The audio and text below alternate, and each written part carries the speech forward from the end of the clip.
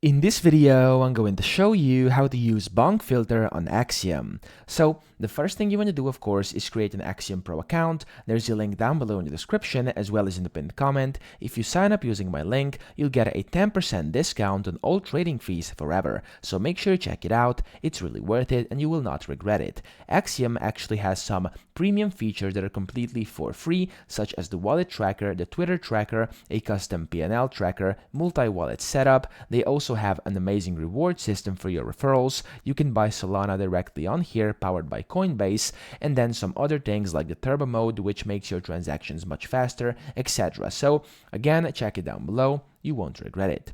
Now, to use the BONK filter, here's what you have to do. You want to go to polls over here, and then inside the filters, which are by the way over here, you can just click on them.